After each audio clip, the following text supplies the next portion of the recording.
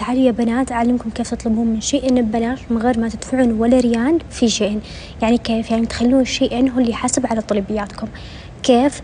3 خطوات بس يا بنات تسوونها في حسابكم. بعد ما تسوونها في حسابكم تقدرون انكم تعبون سلتكم بالمبلغ اللي انتم تبغونه، مثلا 1000 2000 3 المبلغ اللي تحبونه هو عبوا سلتكم واطلبوا ببلاش من غير ما تدفعوا ريال. انا بوريكم الان الطريقه، بوريكم 3 خطوات بطبقها قدامكم على الايباد.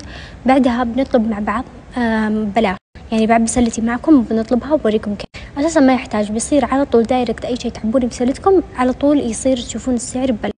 أول خطوة تسوونها يا بنات لو كنتم محملين شيء تحذفونه وترجعون تحملونه من أول جديد، هذه الخطوة هي الخطوة الأولى وأسهل خطوة تقريبا. هذا هو شيء أنا بحذفه وارجع أحمله من أول جديد. ليه؟ لأني محملته، لكن اللي مو محمل شيء عادي يروح يحمله طبيعي عشان تدخلون لآخر إصدار نزل شيء. فهذه الخطوة الأولى مرة سهلة. ننتقل للخطوة الثانية. بعد ما يتحمل شيء، بعد ما يتحمل شيء يا بنات تدخلون عليه الطبيعي. شوف بعدها بتفتح معكم صفحة تسجيل دخول، هذه هي دايركت تطلع في وجهكم. المهم الخطوة الثانية تضغطون على الاستمرار بجوجل، شايفين الخيار الأول تضغطون عليه.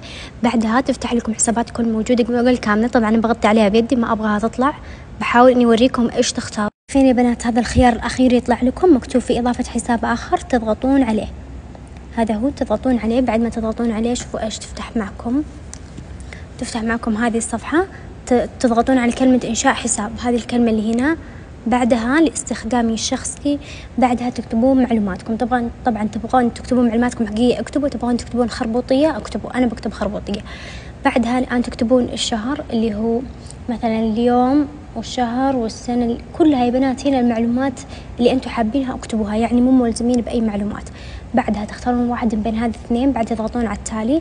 بعدها تكتبون كلمة مرور، اكتبوا أي كلمة مرور تبغونها يا بنات، أهم شيء تكونوا حافظينها عشان لو خرجتوا أو حذفتوا أو شيء برا تقدرون ترجعون تدخلون بكلمة المرور. بعد ما كتبت كلمة المرور بضغط على التالي وخلاص. الآن ما عاد راح يطلبني شيء، بس بجلس أضغط على التالي إلين ما يدخلني على شيء طوال. الآن شايفين كيف دخلني على صفحة شيئين الرئيسية. الآن خلصنا خطوتين يا بنات.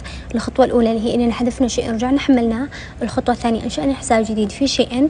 الخطوة الثالثة نروح على بحث شيئين يا بنات. خانة البحث هذه شايفين خانة البحث، تكتبون في خانة البحث الكود اللي بيخليكم تطلبونه ببلاش. طبعا 3 الخطوات تسوونها قبل ما تعبون سلتكم مو بعد. الخطوة الكود هذا تبونه وين؟ في بحث شيئين هنا يا بنات. الآن باخذه وبكتبه معه. طبعا أنا ما أقدر أطلع لكم في مقطع الفيديو، كل واحد يدخل ياخذ الكود بنفسه.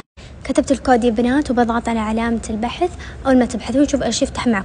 أحس إن مظلمة الدنيا ومش السالفة. تفتح معكم هذه الصفحة يا بنات، هي عبارة عن